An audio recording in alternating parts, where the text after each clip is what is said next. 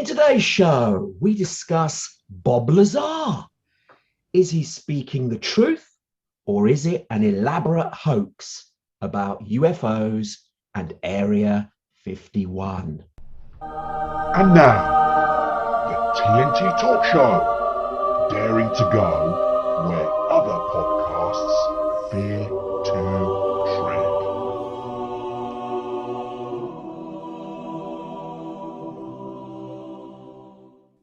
Hello, I'm Tony Fasula, and I share the stage with my esteemed friend and colleague, Tayo Boya.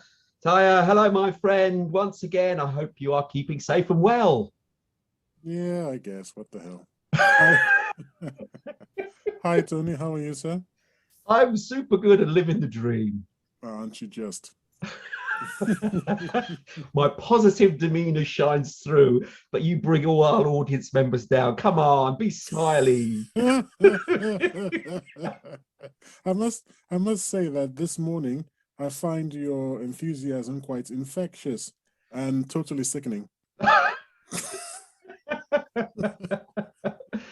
Oh, wonderful. I'm not going to ask you to say hi to our audience. I'm going to do it. Hello, audience, once again. I hope you will be entertained today.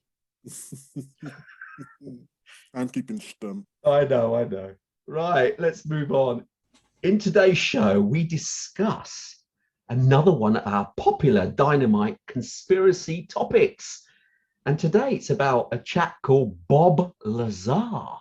Now, did he speak the truth about UFOs and about his stay at Area 51, or is it all an elaborate hoax?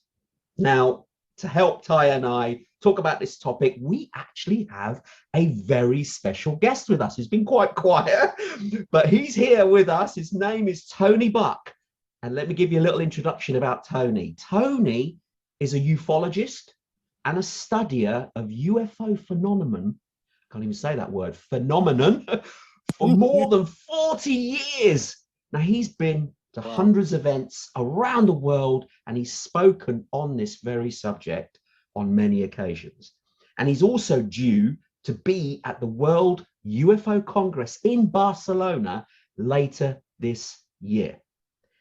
And he's spoken firsthand to many researchers in the field of ufology. So we are very privileged to have him on our show today. Tony, welcome to the show. Do you want to say hi to our audience?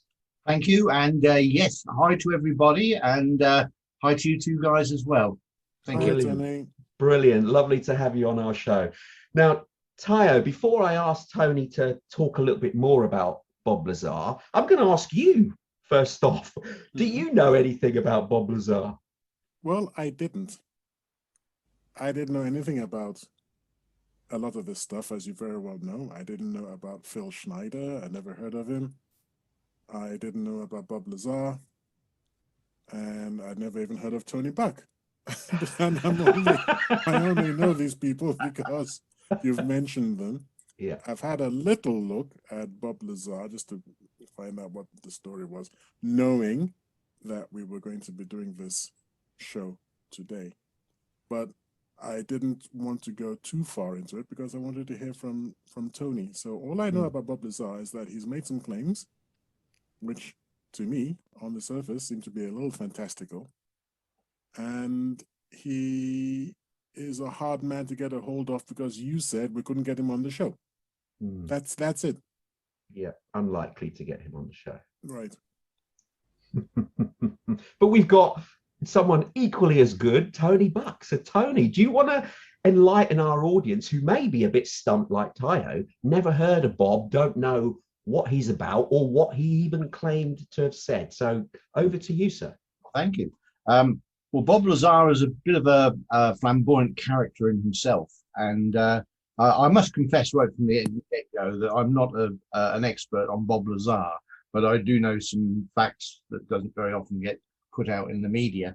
But basically, some time ago, he claims that he worked at a place called S4, which most people say Area 51, but they're incorrect. Area 51 is a different place than S4. Area 51 is a place they fly into from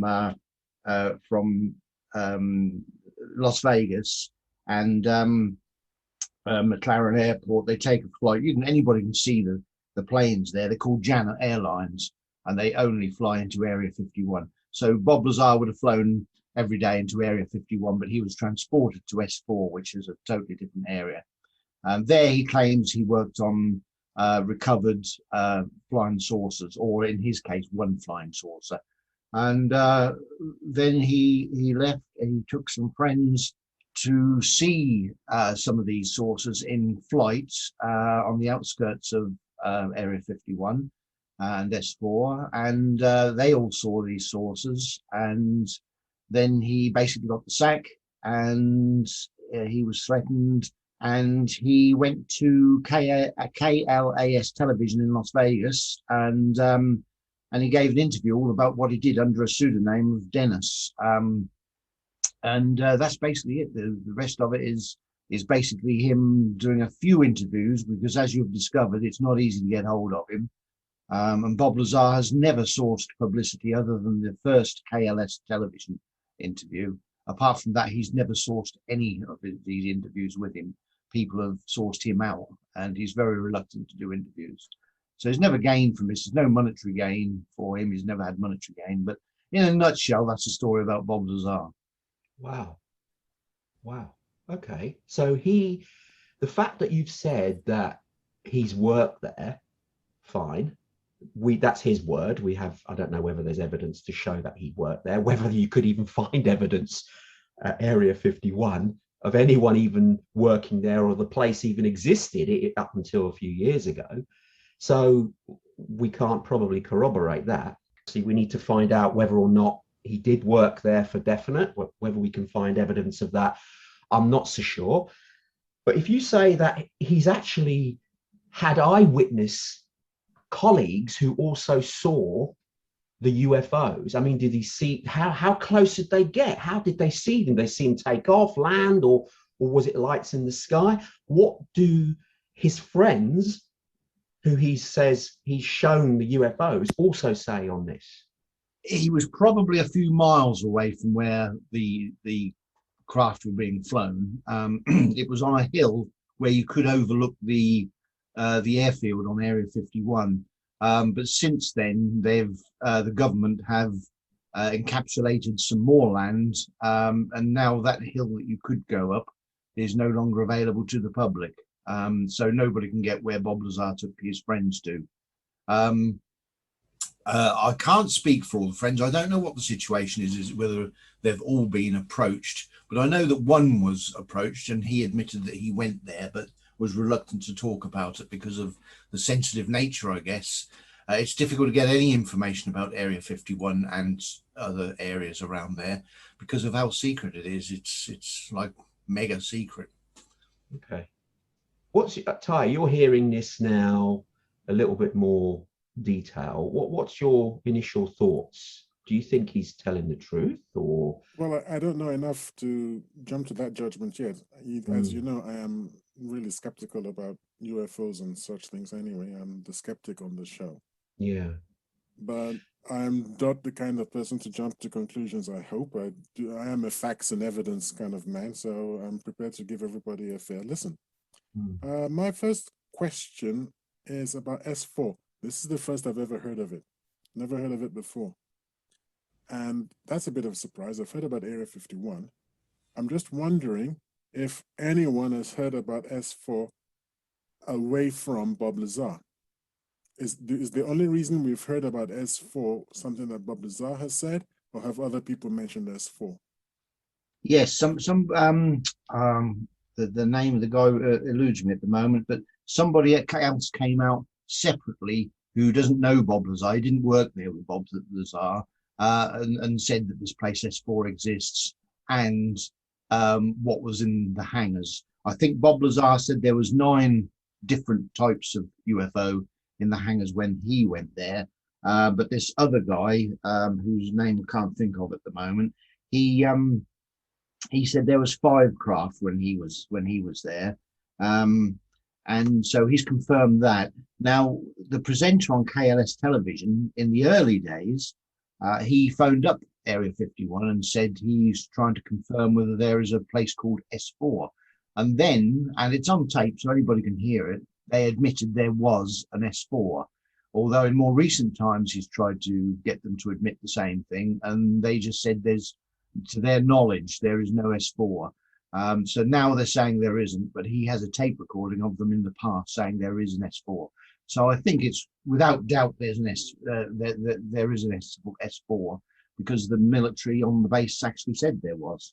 So yeah, that's George Knapp was the guy on KLS television, and he still works on UFO topics and what have you. And he managed to get access to somebody on the base who admitted that S4 did exist. Yeah, George Knapp, did you say? George Knapp, yeah. KNAPP. The guy who verified S4 was a Colonel Steve Wilson. He's the one who saw 5 UFOs there. He's come out completely separate saying this. Wow. And so he's a colonel. So it's fairly high-ranking officer. Indeed. See, he would have more credibility than Bob. Yes. Because Bob's background, I understand that, I mean, having a look on now, they can't seem to find any proof of him being educated like he said he did. Because I'm reading here that he said he was educated at MIT, but there's no evidence of him actually being there. So that undermines him straight away, although he's claiming that he's been erased. Is there truth in this? That sounds very, very much another conspiracy there, but yes, that's what he claims, and there is quite a bit of evidence to support it. For example, you said there was no evidence of him working at MIT. Well, George Knapp found an old telephone directory that had him working there. He took Robert Lazar to the place. Robert said where all the rooms were before they got there, so he knew the layout. Indeed, he met 3 people while he was there who he actually worked with.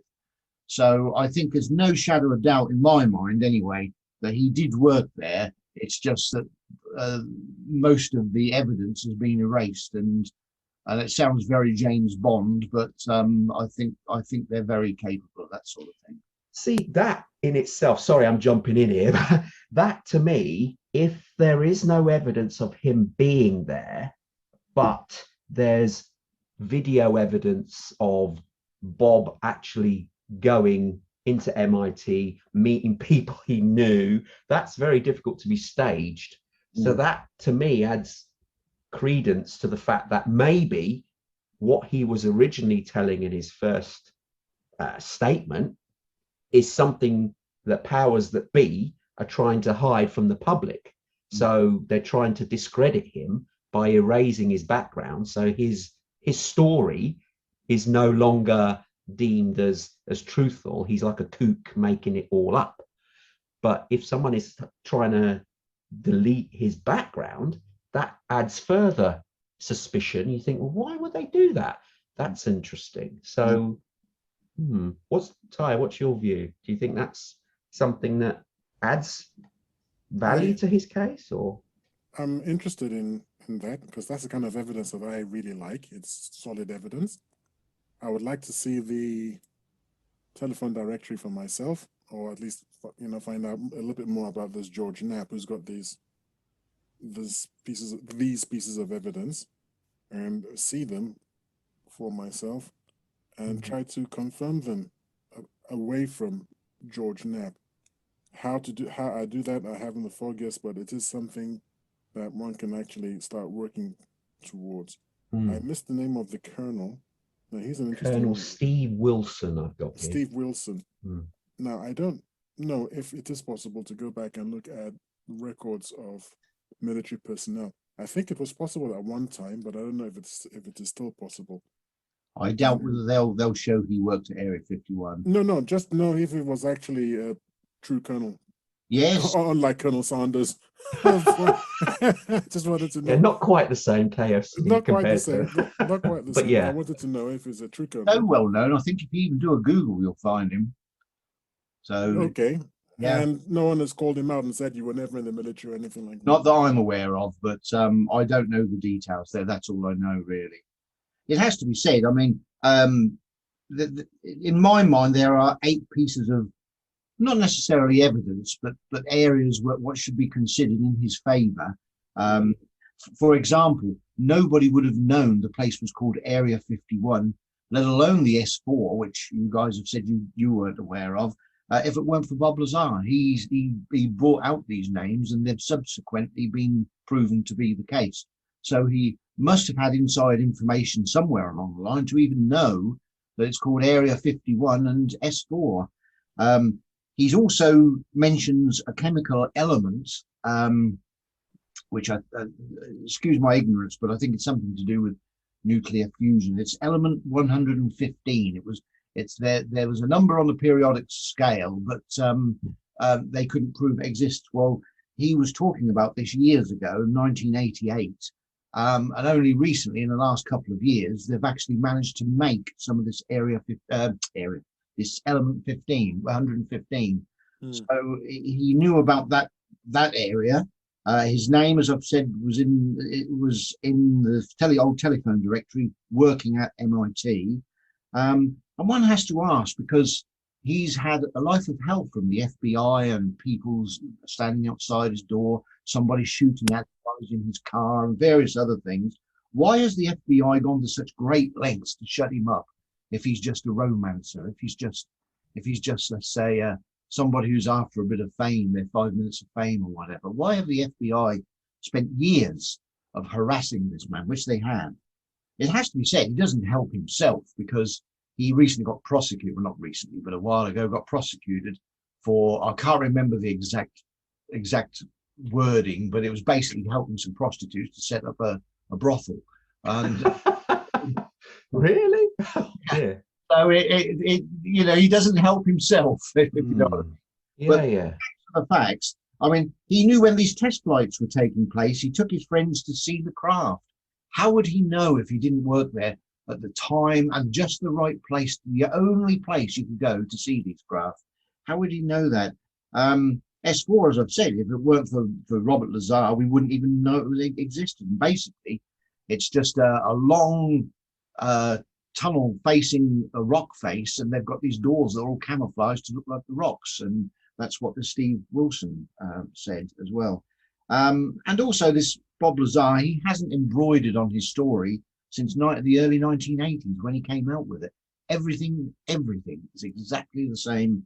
So it's most people tend to embroid or romance a little bit and whatever, but his story is exactly the same. And of course, he passed what we would call a lie detector, although they're not lie detectors, but he passed a lie detector test, although he did carry out another one that was inconclusive. But I think they're the main governing reasons for why Bob Lazar should be considered as telling the truth. Well, I think about the FBI. Let's face it, the FBI seems to have a lot of time on its hands to do all sorts of weird things and not concentrating on the things they should be concentrating on. I mean, it's the same FBI which accused Donald Trump of being a Russian agent. It's the same FBI which under Edgar Hoover was worried about who was a homosexual and who wasn't. It's the same FBI that some people say introduced drugs into Black America. So I don't know whether or not you can take the FBI all that seriously. Not all parts of it. Some parts are pretty serious, the parts that hunt down serial killers and do serious things like that. But I think that there are other parts of the FBI which are just plain weird. And let's not forget, I will say one thing. I was going to say, let's not forget that various presidents have tried to find out about UFOs and have come up empty-handed. So I wouldn't have thought that the FBI would have been that worried about it, because they'd have to know that there's something there in order to try to cover it up. But it doesn't sound as if anybody in the upper echelons of today's government knows anything about these so-called UFOs. Well, apart from the fact that Barack Obama was a bit weird on TV when he was asked by a talk show host if he could say anything about what did he know about UFOs. And his response was a bit tongue-in-cheek, but it was also, even for a skeptic like me, it was also like, I wish he had just come out and just be more black and white. he came out in a very tangential sort of way, saying, yeah, I can't really tell you about that. Rather than, no, there's no such thing. I've never heard of him. Other presidents too, I think, on TV have been a bit weird.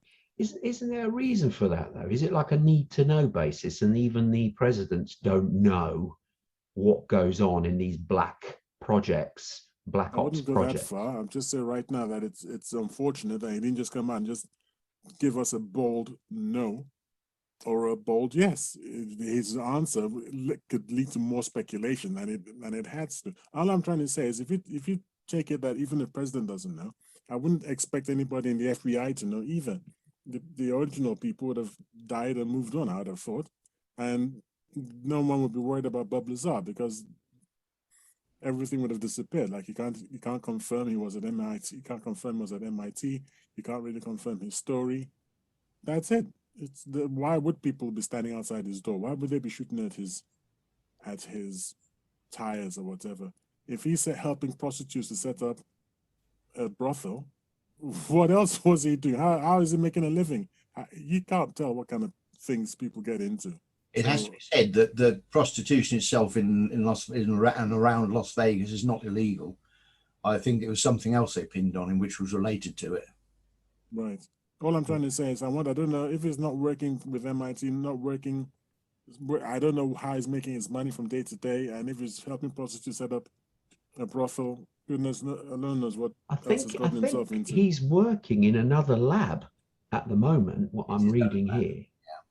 So he sells lasers and things like that, and various other bits of scientific equipment.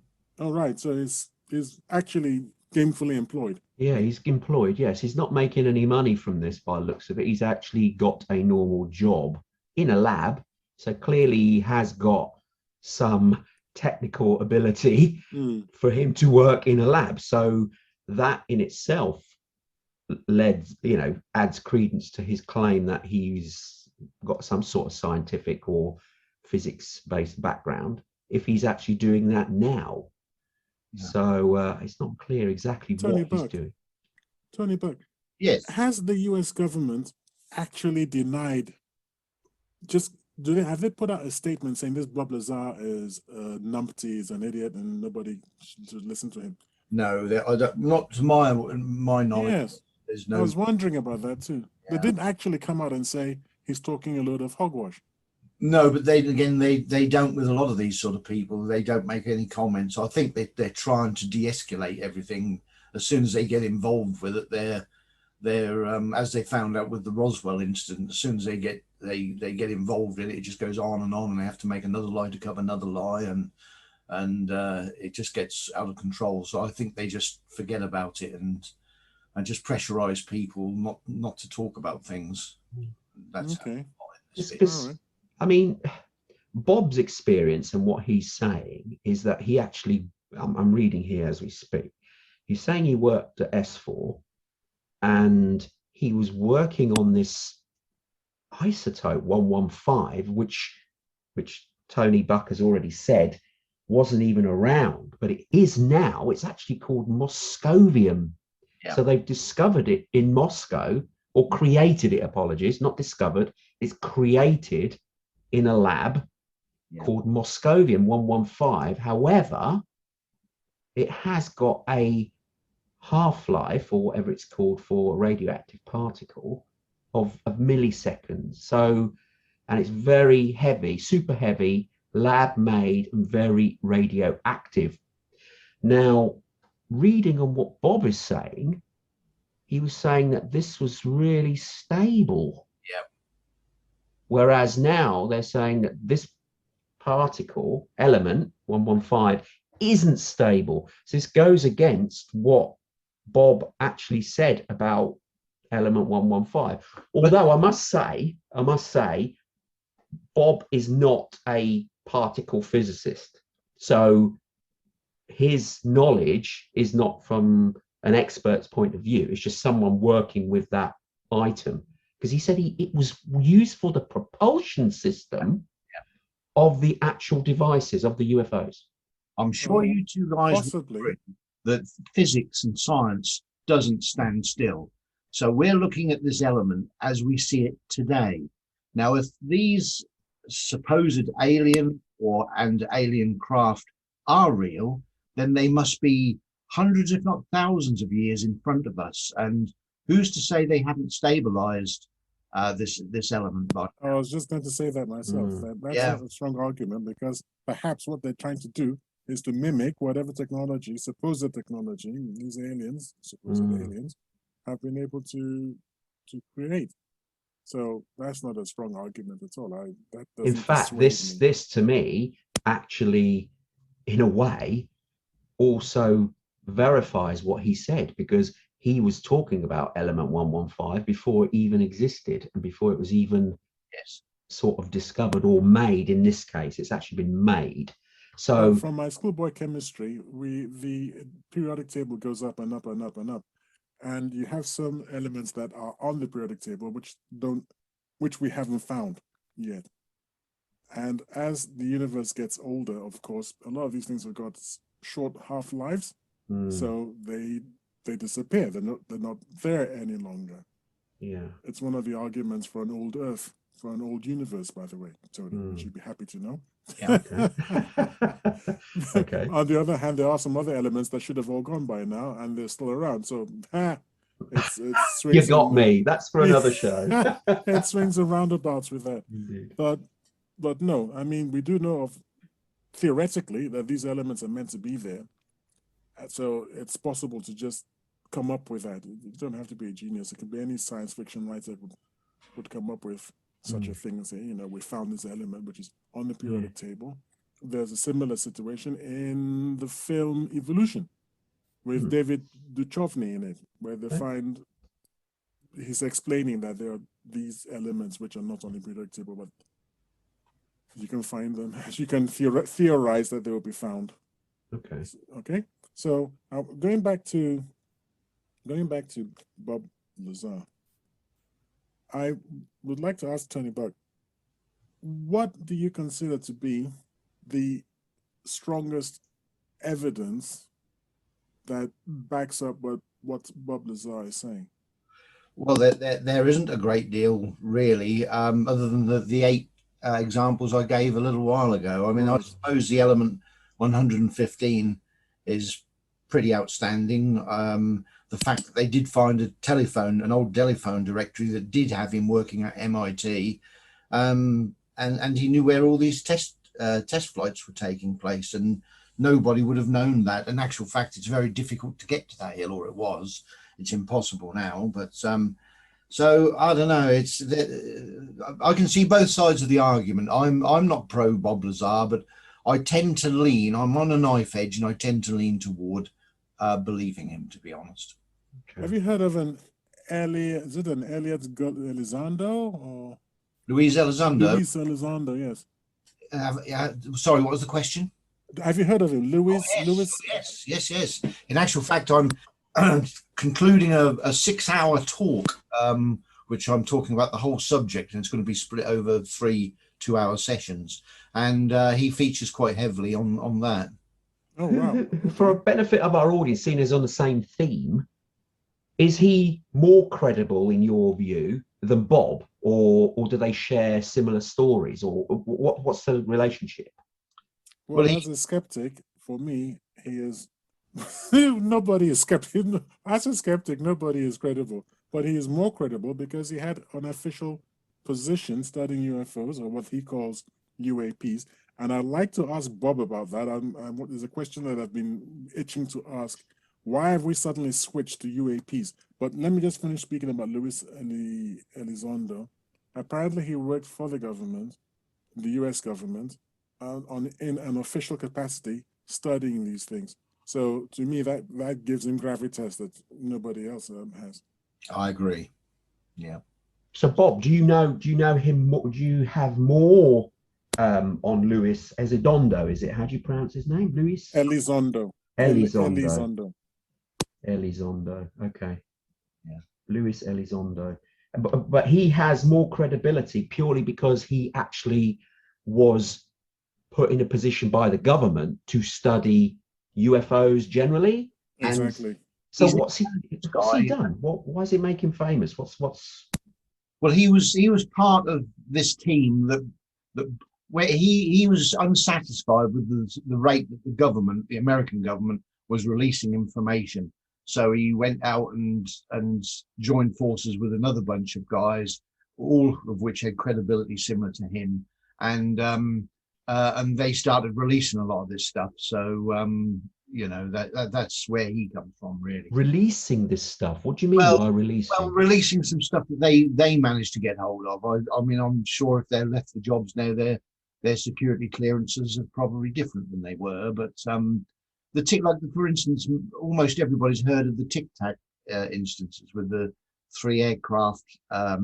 Recent. What have you. Well, they were the people that released Elizondo and others who released that footage. They went to, wasn't it? They went to Senator Harry Reid, is it? Yes. And they're the ones that went to Senator Harry Reid and said, "Look, you've really got to do something to get the Secret Service, or not the Secret Service, sorry, the security people to let the American public know what's going on." And that is why there is this 108-day finding, which the senator put into a bill.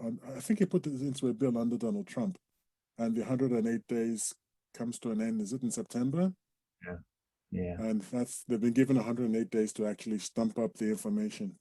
Well, that's already just been released. Oh, has it? Yeah, but it's most people who know about anything about governments as far as UFOs are concerned all said, don't hold your breath on this. And it's proven to be right. There's virtually nothing in there that gives virtually nothing away.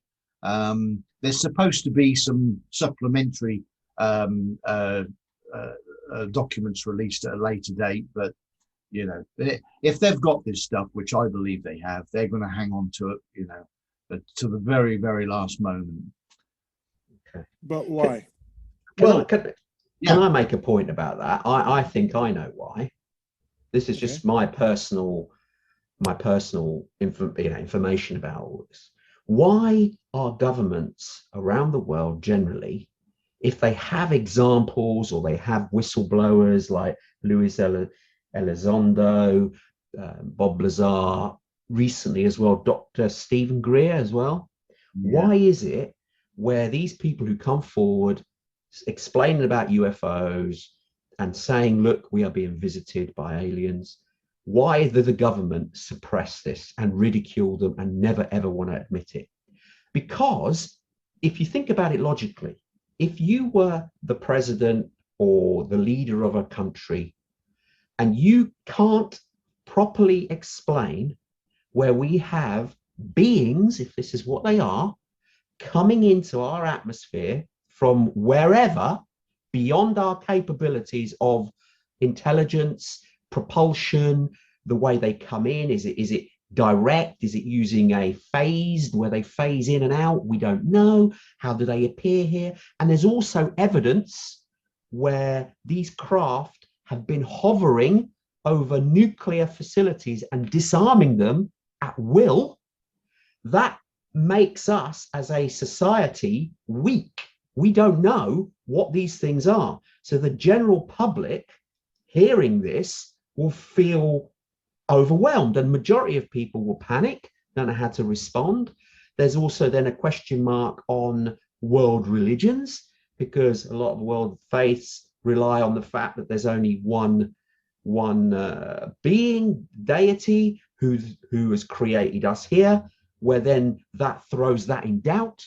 So you have all these questions. And also, are these alien visitors, are they benevolent or malevolent? We have no idea. Are they more powerful? Clearly they are. So that puts us at a disadvantage. So it totally switches our paradigm of life and existence on our planet.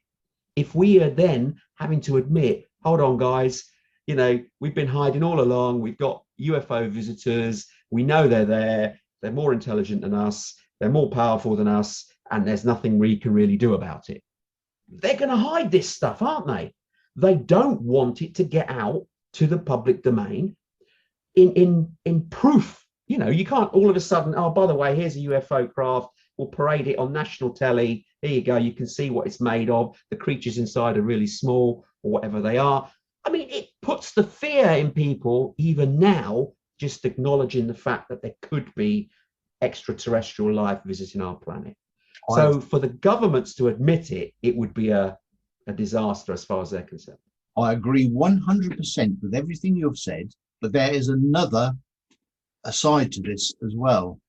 The governments of the world, of especially America, Russia, China, and to other extent some lesser ones, but especially those three, they want to keep ahead of the arms race in any way they can, whether it be building ships that run on nuclear energy, whether it be stealth in ships or aeroplanes or and aeroplanes, etc., etc. If the Americans have got some of this technology, they don't want anybody else in Russia or China to know about it because they've got the whip hand, so to speak.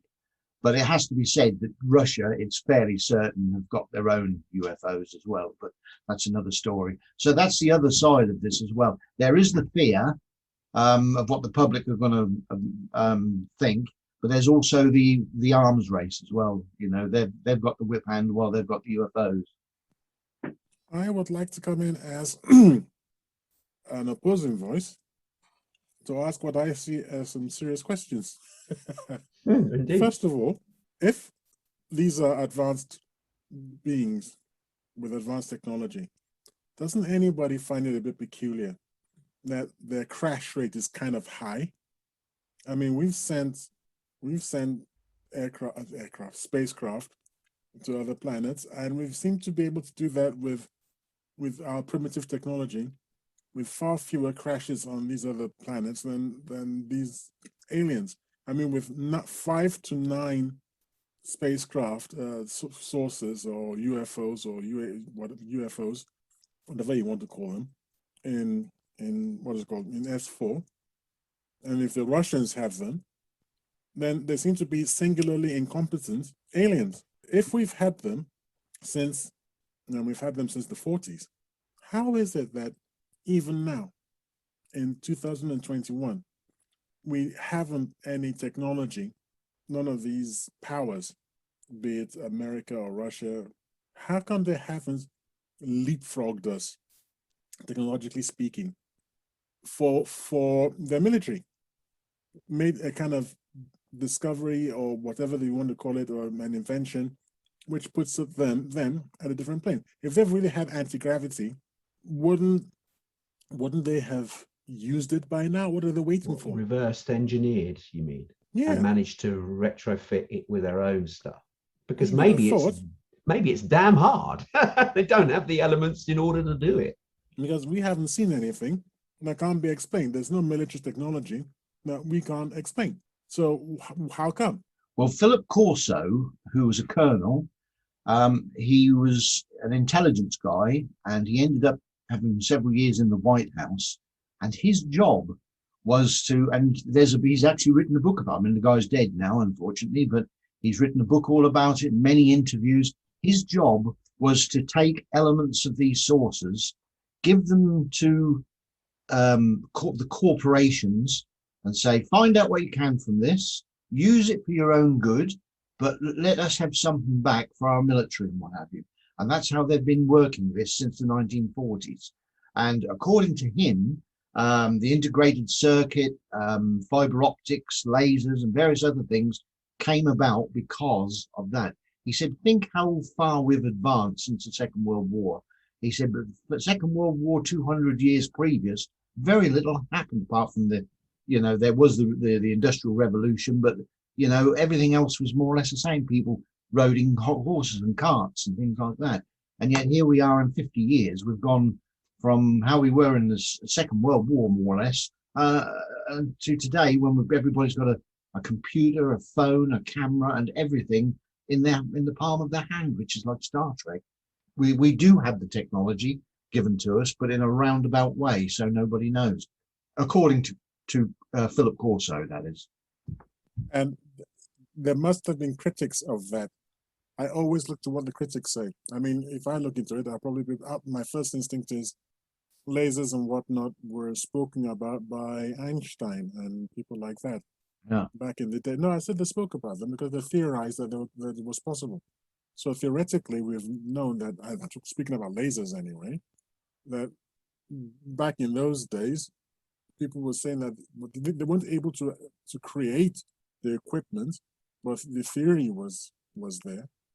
So I'm specifically about lasers. That was already a theoretical possibility before we actually created the blooming thing. Uh-huh. And I just wanted to know what the critics of this chap who wrote this book, what they said. If not, if you don't know, that's no problem. It's something I can look up and yeah, come no, back to later. I don't know. It's an interesting idea. I mean, I think I do believe I've heard it before, but I don't know how much credence is given to it. The computing power is a snowball thing. It's a snowball, has a snowball effect, because the more computing you have, the more computing you can do. That is why we were doubling computing power every 5 years or whatever it was. And it's although we are reaching the end of what integrated circuits can do, so it's extremely unlikely it's extremely unlikely that aliens would be using integrated circuits. Well, where we're going to next, which is quantum computing, that's the sort of thing I'd expect aliens to be using, because integrated circuits are really, really passe from the point of view of technology. With regards to the saucers crashing, first of all, it has to be remembered, if the Americans have got 9, 10, 12, whatever saucers, this is spread over 70 years. So it's not that many crashes, really.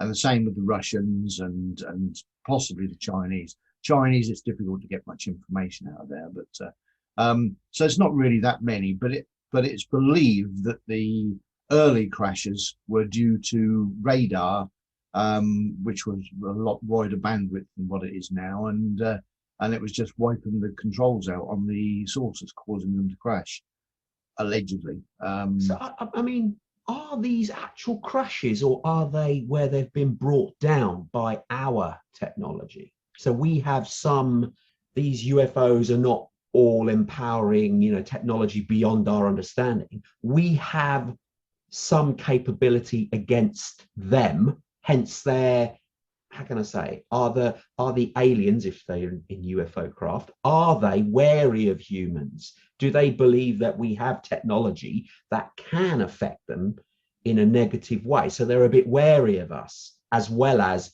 be more advanced for sure, but they're still wary. It's like, you going with a machine gun with 1,000 people with swords. Yeah, there's a lot of them. They use primitive equipment compared to your machine gun, but nevertheless, that weapon that they're using can still cause you harm if they happen to connect. And so, the logic could be that yes, they're more advanced than us, but because they're coming down, they're only a single craft. We've got equipment and military equipment that's actually pretty decent and can cause them problems. Hence, we're bringing them down instead of them actually crashing. Is there any argument or truth in that? That's a really hard sell for me, pal. I mean, well, no, think about it. The military, if they've got, if you've got something coming into your airspace and it's not responding, guess what? You're going to send fighter planes up to try and take it down if you can't identify it. That's the standard affair. They're not going to leave it trying to run its course through your airspace without some sort of fight. And that's the standard affair from the military. They've got to protect the airspace. So they're going to try and attack it. And I think Tony Buck's idea of they're running into heavy radar or something is at least slightly more credible than yours. What, taking them down, you mean? Yes, because if you recall, these things travel at speeds and execute maneuvers which our aircraft, even modern aircraft, can't match. So even when they showed up as Foo Fighters in the Second World War, the idea that we could touch them when they can execute multi-G turns and zip out of sight within a half a second, it's a ludicrous idea. It's not, we can't touch them. No, I agree with that. However, there is written evidence, declassified American files, and also testimony from Russia, where both countries had laid down orders to shoot them down. In actual fact, I think it was Einstein who actually said to the president at the time, "Don't you think it's a bad idea to shoot these things down?" He said, "They've come all this way with the technology they've got." He said, we wouldn't stand a chance, and that's not a good way to welcome the neighbors." And they actually rescinded those orders on both continents because they lost so many aircraft. And that is why nowadays you'll never see jet aircraft in any report attacking them. They just follow them. And that is why, because they have lost so many airplanes in the past. I heard, actually, funny you should say that. I did hear, now you just jogged my memory. I did hear of a report a few years back about the Russians getting into a dogfight with a craft, and they took it down, but they lost about 15 of their own fighter planes in doing so. Yeah, that's right. So it was quite a heavy loss, but they did bring it down. Yeah. Where was this, and how would we look into it? Maybe we can do a search on Google. I remember reading the article on someone else's post, and they had a footage of some article that was declassified Russian, and he translated it, saying that this is the dogfight that brought down the object, but the 12 fighter jets were lost in the process. I'm like, whoa, obviously I can't speak Russian, but he translated it and that's what he put. So I don't know. I can't verify. Over a secret area in Russia, a bit like Area 51. And I can't remember how to pronounce the name. It's something like Luchiskinar or something like that.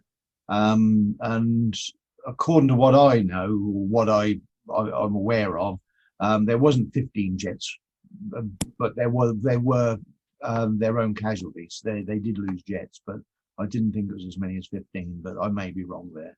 Okay. I'd like to ask Tony Buck, see, when people like me, the skeptics, we worry about this. We say, look, I know that there are countries which actually recognize UFOs as being possibly of alien origin. I'm speaking about countries like Portugal and I believe it's Argentina and others. How is it that it's only in the countries where people are skeptical, like the governments are skeptical, that these UFOs end up being? I mean, if they went to Portugal, where Portugal is actually looking for them and would want to welcome them, that would be the more sensible place to go. Argentina apparently has quite a large number of sightings, but the government is saying, yes, we think there's something there. We're offering money or whatever it is, where we're offering something, rewards for people who can prove that UFOs exist, and no one's able to claim these rewards. So you do have some countries which are actually very, very open towards UFOs, but nothing is happening. Maybe even Spain. Is that why you're going to Spain? I don't know. Well, I wouldn't say nothing's happening, but they're granted there isn't as much that seems to be happening compared to the United States and Russia. But I do agree, but there isn't as much there. But I wouldn't say there's nothing. It's there's an organization that's recently been launched a few months ago called ISA, and their task is not to convince people that UFOs are real, but to start to educate people how to react, how to handle their lives and everything else. This is for the world's population. When this comes out, which already there seems to be a process of it coming out. And this organization has representatives from, I think it's 22, 23 countries so far. In actual fact, I'm very good friends with the chap who's the deputy in charge, and indeed the guys in charge from Portugal. I know all of these quite well, and they're all bringing something to the table, all these different countries. So I wouldn't say there's nothing coming out of these countries, but I do agree there isn't as much as there is in America. But yeah, can I just jump in there just very quickly? You said there are 23 countries, ISA. Yeah. And what does that stand for, ISA? Just you know what? When I was saying that, I thought, I bet one of you two guys what it stands for. I can't remember. But it's Okay. ISA. It's been released fairly recently, so it should be quite, you should Easy to find. Okay. How do you spell it? ISA. ICER. Oh, ICER. There we go. Okay. Tony, what is this, Tony Buck? What is the strong one? I ask this question all the time of our visitors, whatever we're arguing about. I say, what is the one strongest piece of evidence you know of from anywhere to support the idea that UFOs are alien craft? That's a difficult one. On my talk, I demonstrate. I have dozens of military officers, dozens of world leaders that are all coming out and saying these things are real. These are quotations. To iron out any particular one would be very, very difficult. As I think it's the way I'm going to present it on my talk. I'm going to say, look, it's a bit like being in a court with, you've got lots of little bits of evidence that on their own doesn't say the man killed so and so, but there's so much other evidence that it proves that he did. So not really relying on any one thing. I mean, there's presidents saying, Obama you spoke about earlier, I don't know if it's the same one you're talking about. He's talking to that British comedian. I can't think of the guy's name. That's all right. Corden, James Corden. James That's the Corden. man, yeah. Well, they was laughing and joking around about it when they was leading into the story. And indeed, Obama did laugh and joke about it as well for a start. But then he said, look, in all seriousness, he said, I'm serious now. And then he said his piece. So, and I think the single biggest piece of evidence that UFOs are real, I'm not saying aliens, is the American government have now said categorically UFOs are real. We don't know what they are. The American government have said that. It's documented, but they're not saying they're aliens. But if these things can't be done by Russia and China, and America's saying it's not their own things, then who else is it? Going back. I tend to think that it's a panoply of phenomena. That is not one phenomenon. It's not one phenomenon. No, there perhaps isn't. I find that this is why I find the whole subject fascinating and have done since 1974. There does seem to be different factions to this phenomenon, or as you rightly say, there could be different phenomena. I'm not sure about that, and I don't think anybody else is neither. No, Going back, sorry, I've got to jump in here because I'm chomping at this. This ICER, made up of 23 countries. What they're trying to do, their aim is to try and acclimatize people. Yeah. On the fact that if disclosure from whoever, or there's proof, the silver bullet, so to speak, that we have got real evidence and everybody's accepted it. We have got alien creatures coming to our planet. This group ICER are trying to acclimatize people to that notion. Is that their aim? In a nutshell, yes, but I think it goes a lot deeper than that. But in a nutshell, yes. I think this Luis Elizondo I was talking about is also part of that, because I seem to remember I've seen him in a video somewhere where he was actually saying that it's one of the things that needs to be done now is to get people ready to receive the truth. Yeah, and indeed, I've got a recording of him saying when somebody said, "So it could be aliens," he said, "Well, yes." He said, "Yes, it could be aliens." A lot of these recordings I should be putting into my new talk, and yeah, it's. One thing that would be great, Tony B. I'll make sure you guys know when it's available. I was going to say that. Then yes, we could please. actually introduce that as part of our one of our episodes. Yes, yeah. Lovely. Okay, no, that's interesting. How does, for the benefit of our audience, there's another chap called Dr. Stephen Greer. I know a little bit more about him than I do Bob Lazar, funny enough.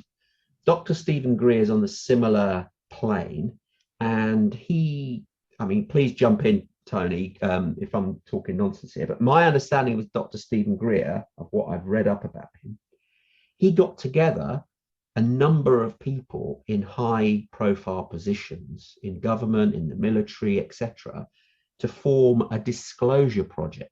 Yes. Yeah. And this was to literally a big announcement, big TV fanfare, blah, blah, blah, that these people came forward. Collectively, they couldn't really be discounted because they were all, high ranking people in their various positions. And all of them were saying that we've been visited by aliens Yes. and alien technology. And one of the claims, if I couldn't believe it when I heard this, where one of them said there are several species. It's not just one. Yep. There are a number of species of alien visitors that have come to our planet, of which only 2 are malevolent. Precisely. The vast number are benevolent. Yep. That to me almost froze me in my, when I was like, what? And Yeah. you're telling me that there's all these different alien visitors, all of them vying for our attention almost? What's their purpose? Why have they not, come down in a show of strength and say, look, we're here, but we're not here to cause you pain? Why have they not actually landed somewhere prominent? I mean, the argument always says is, why don't they land on the lawn of the White House? But that's a bit silly. But you know Nobody what I mean? wants to visit the Americans. But do you know what I mean? Where they actually come down and do this, because we're getting, as you've actually said, we're getting little pieces of the jigsaw.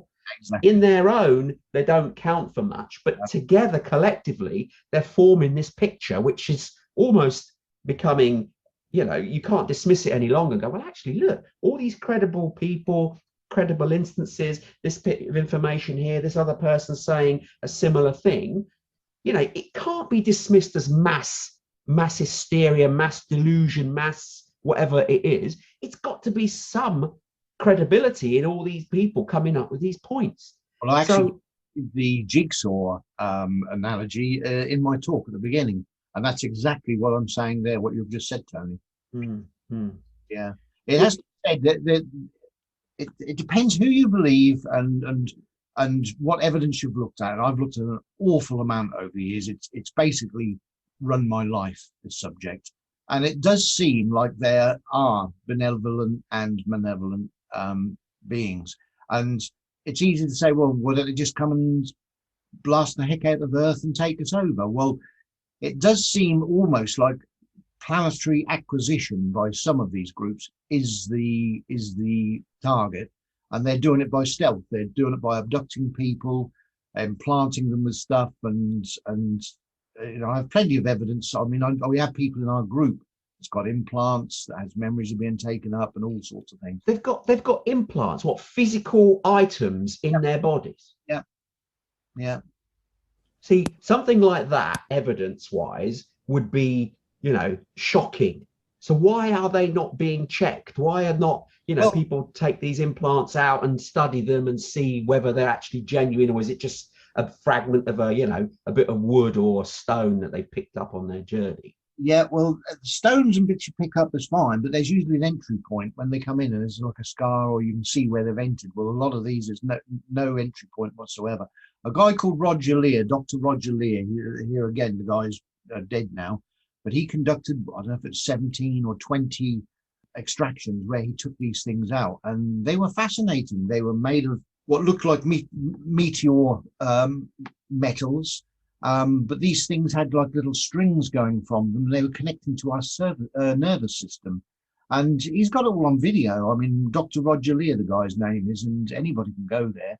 And one of them actually seemed to be giving out an electronic signal of some sort, and so it does seem like the bad guys, if you want to call them that, are taking this over by stealth, and planetary acquisition is possibly their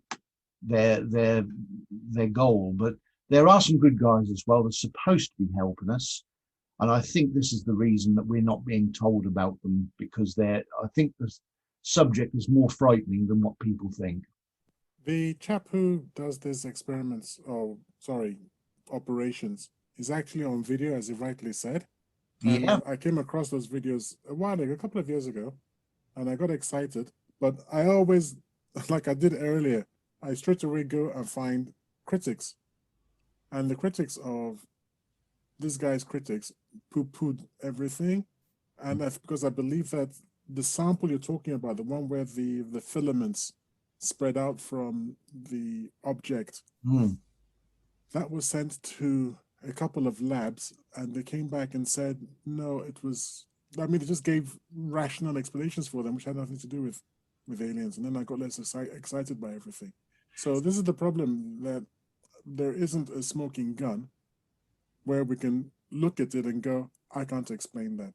Now, I've been trying to avoid this topic because every single episode I say this, and I'm sure Tony's fed up, and I'm sure our audience is fed up. But I believe in something which is really, for a lot of people, is really off the charts. It's just like, nah, that's nonsense. I believe in reincarnation. And the reason I believe in reincarnation is that when you're faced with the evidence, you can't critique it. Now, that's the problem. That's the thing. So I'm looking for evidence with UFOs where you give me evidence that I can't critique, and no one can critique. We say, well, we can't explain that. Now, it doesn't have to be proof, because nobody's asking for proof. But I'm asking for evidence that I can't dismiss. So 9 UFOs in a hangar that I can't visit and nobody can visit, and has been told to us by people who are varying credibility. I think that Colonel Corso. Yeah. No. Colonel Steve Wilson. Yeah. Steve Wilson. Yeah. He's got more credibility for me than the maybe credible, maybe not credible Bob Lazar. Then there's Luis Elizondo, who seems to me to be really credible. But his own credibility, in my eyes, is increased because he's asking questions rather than telling me. He's just saying that, look, there are questions that need to be answered here because something is going on. So I think there is something going on, but what is it? That's the problem, that we can't tell what it is. And before I go to non-terrestrial craft, I need something a little bit more, because the whole idea of traversing the entire universe and getting here and then not saying hello strikes me as being ridiculous. Why would you say that? Because why would you meet an intelligent species, assuming that human beings are intelligent? I mean, if you take the Hitchhiker's Guide to the Galaxy, we're only the third most intelligent species on the planet. So we like to think of ourselves as intelligent. Surely these would be probes rather than actual aliens. And these probes would be programmed to make contact of some sort.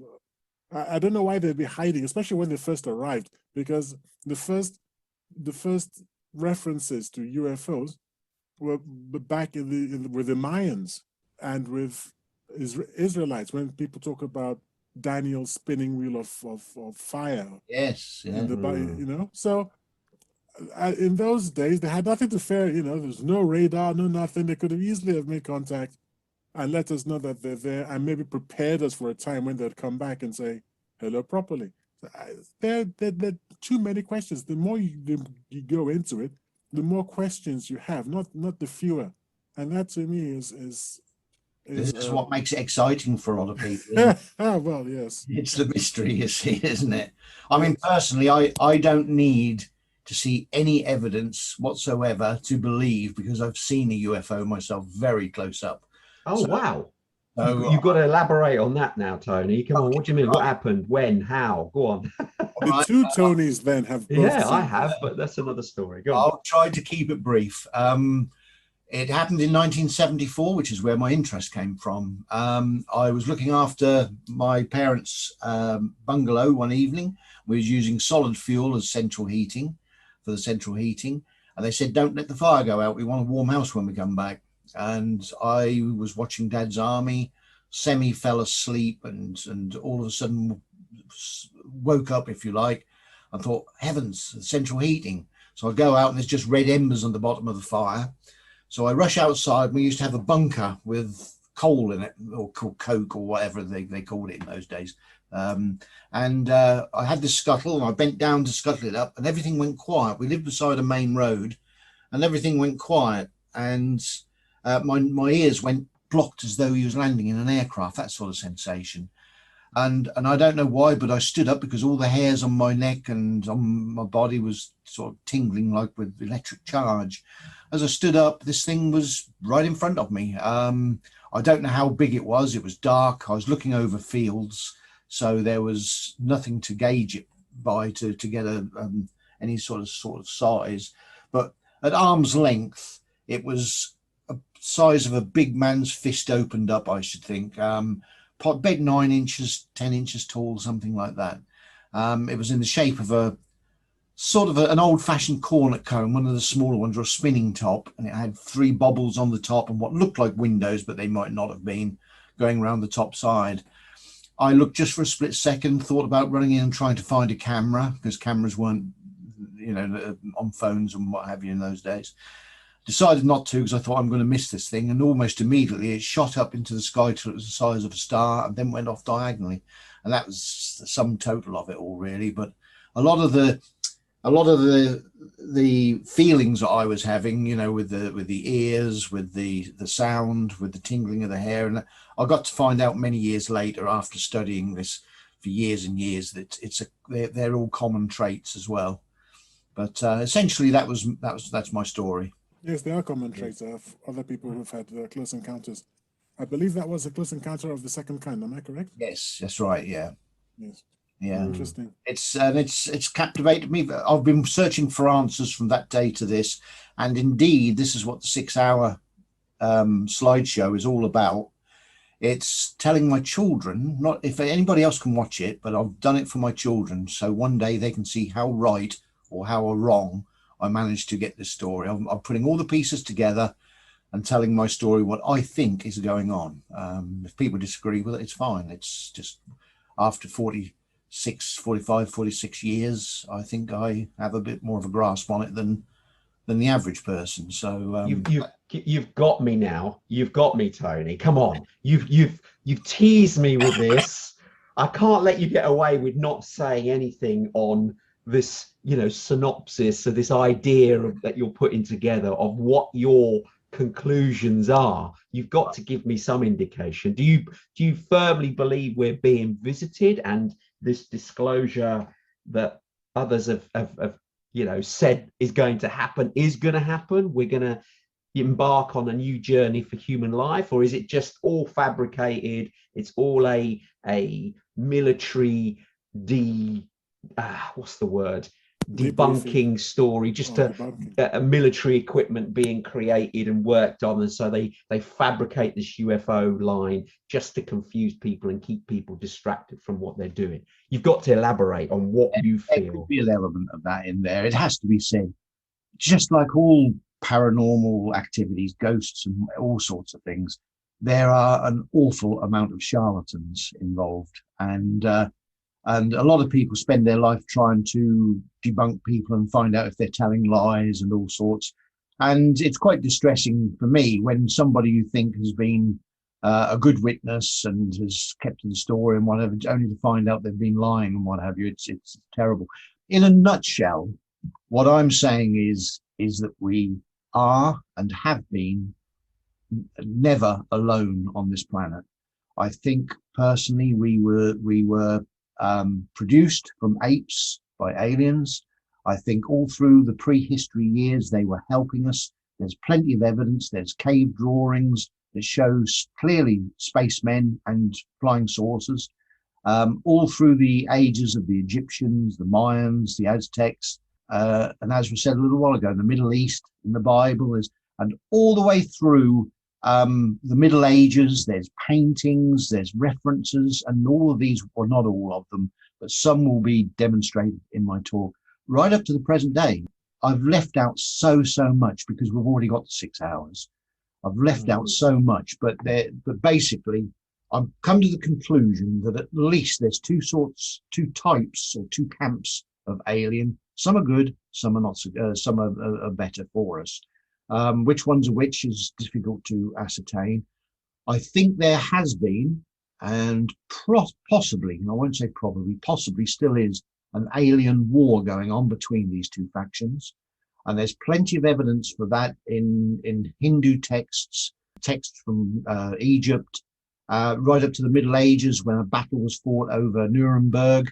And people saw it, and they even drew a picture of what this battle looked like. Oh yeah, I forgot about that. Yeah, and there's lots of other evidence as well. I've got, within a 50-year period, I've got 3 places across Europe where there's a battle scene in the sky, and right up to the present day. And I think there's still things going on, like with Gary McKinnon, for example, who people say he hacked. He didn't hack because he just walked straight into the secure areas of NASA and he found out that there was all these spaceships around the Earth. I think we have been for a long time. Since the time of Reagan, we've had what was called Star Wars, and they were told to me that they were all facing outwards and not into the planet as was told. And this was told to me from a high-ranking employee at the Lockheed Skunk Works, and that will all, and a lot more to that story will all be in my talk as well. So I think there possibly is still a war going on, and I think on the peripheral we're actually involved. So it's quite a deep subject, and I'm telling some pretty profound things here, but that's my beliefs. Wow. You feel we've been seeded on the planet by an alien species who are our forefathers effectively, but there's other species that have realized that we as a planet have got resources or whatever it may be that they want part of it, whereas our forefathers who seeded us are still around and are trying to defend us in some way. Is that what this battle is then? Well, it seems like both parties are on this planet now. It seems like they're living here, they're under the water, they're in secret places. I mean, the debunkers often say, well, they can't get here from there, but indeed they can, but they don't need to because they're here, they're around here all the time. I mean, it seems, for example, that Mars, many millions of years ago, was destroyed by two massive nuclear bombs. Now, there's a PhD who discovered that there's weapons grade signature on Mars, and he sent it to various other PhDs, including some at NASA, which is where he used to work, and they all agreed with him. It was weapons grade signature, and there is nothing in the natural world that can reproduce this. And he believes, as do I, because there's lots of other evidence as well, that that there was some sort of war going on, and somebody destroyed the world of Mars. So I've got lots of that sort of stuff going on in the talk. So this is why aliens, or we seem to have more sightings, evidence, etc. of aliens once we discovered the atomic bomb. Is that why? I look at it like this. I think they thought, oh my God, the kids have got the matches, and I like that. we need to keep an eye on the kids. They're getting a little bit naughty here. I think that's why Maelstrom Air Base and others were shut down, which is impossible to do because they're all on separate circuits. I actually know the man who was in the Maelstrom one when it was all shut down. I actually know the man, and the man's as straight as a lace. I tell you. Can you explain that to our listening audience? I'm sure I don't know anything about Maelstrom Air Base. Did you want to sort of? Well, there's a group of air bases, although technically they're just bunkers, really, with nuclear weapons in them on rockets and what have you. And people are underground, and they get the message from the White House, launch this to this coordinates, and two people there turn the key or whatever it is they do, and they send these rockets across, because obviously they're hoping that never happens. Over the course of 2 or 3 nights, different air bases had these things, flying saucers, to want a better word, over the air base. The soldiers at the top were phoning down, say, what do we do, and basically the whole of the system went down one after the other. In other words, they turned them off. But a lot of people don't realize, but that's not the only case there is. There's more than one, but there's a certain case in the USSR, as it was then, where they actually turned them on to a launch situation. And it was right at the very last second that everything went back to normal. And once again, there was flying saucers over the top of the bases. So, So once they've gone overhead, so they're disabling the devices underground in these bunkers, so they can't be operational. But once they've flown away, us humans can turn them back on again. And there's actual evidence of this happening. Well, in what way? Or written report, or what? Well, there is written reports, but there's testimony, and a lot of people say, well, that's not good enough. Well, when you're in those sort of conditions, that's perhaps all you've got. But but yeah, essentially that's what it is. It seems like who are running these craft are very interested in nuclear facilities all around the world. They were seen over top of Fukushima when that went up, the same as Chernobyl. They're often seen over top of nuclear power stations, including ones in the UK and America.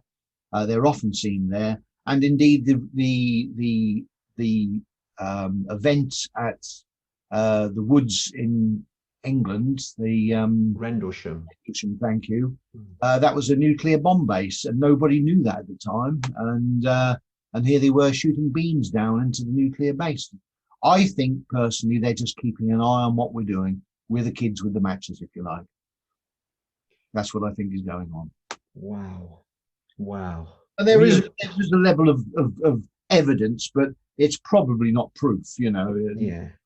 Circumstantial evidence, but yeah, there's a together in a collective, it does add up, as you've already said. Yeah. Right, we are reaching the end of the show. Let's give a couple of summary points here. Tayo, obviously you're coming from the skeptic point of view. What's hearing these topics today and what Tony Buck has alluded to, what's your conclusion? Have you been swayed a little more, or have your opinions hardened? What's your view? I'm afraid I've not been swayed. I believe that there are things that are interesting, and I find them interesting. I knew quite a lot about what Tony was revealing. I was even waiting for an opportunity to show off and to tell him, did you know that not only were these nuclear stations switched off, but they were also switched on? Unfortunately, he really knows his stuff, and he mentioned it himself. So I didn't have an opportunity to show off as I'd liked. I've been fascinated by this. I knew about the Dr. Leary. I've watched the videos. I saw the actual operation, and it all adds up to interesting things, but no smoking gun for me. It's all very interesting, but it's nothing that I can really lean on and say, I can't explain that. Nobody can explain that. Ergo, X, Y, Z. And that's my position, that I still haven't come across that one piece of evidence. I mean, unlike Tony Buck, who saw with his own two eyes, and I know another Tony who saw with his own two eyes. Mm-hmm. So you've got different experiences from me. But I don't have that experience, and I'm a facts and evidence man. I'm going to have to just say, all very interesting, undoubtedly so. Very interesting area, but nah, for me right now. Tony Buck, I'm with you because I've had a similar experience, not the same shape that you saw. I think we had a conversation several years ago, because obviously my relationship with Tony Buck is I bumped into him at a friend's house several years ago, and we had a bit of a discussion, and I did inform him that I went through a similar scenario where I saw a something. It was like a craft on a clear day. It was 2 lampposts high, and it was shimmering, and it was quite unnerving. And that's a story for another day, because we've run out of time for today. But I'm with you, Tony, in so much that I believe we can't be arrogant to say we're the only beings in this universe. That's just silly. And clearly there's growing evidence and growing, credible people out there who have a story to tell of things they've seen and experienced, and we just can't dismiss this. It adds up to a story and a narrative which really we need to stand up and acknowledge. And this ISA company, or whoever it is that are trying to climatize people, I hope they have success in that, and then maybe disclosure is actually finally given to the people who want it. So Tony, have you got any final words to say? No, other than I run an East Anglian UFO group. We have our own website, and we're also on Facebook, the EA UFO discussion group. And there's a lot more information on those 2 platforms if people wish to join in. Wonderful. Is that open to anybody? So if our listeners wanted to join, they can find you on Facebook, yes? Absolutely, yes. Okay, what we'll do once the show, once we broadcast, we'll put some links. If you can provide some links Tony, we'll put them with the show. So if our audience listeners are thinking, oh yeah, I'd like a bit more about that, at least they know where to join and how to get more information about this absolutely amazing subject. But thank you again, Tony, for coming on our show as a guest. We've loved having you on. Yeah. Very informative.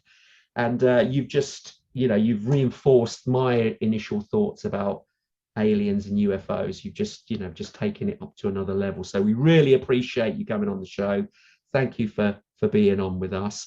But unfortunately, I mean, Teo, do you want anything else to say? Because we've got to the end of the show. Just ta-ra. Okay. Thank you, everybody. Thank you for tuning in. But unfortunately, we've reached the end of the show for another week.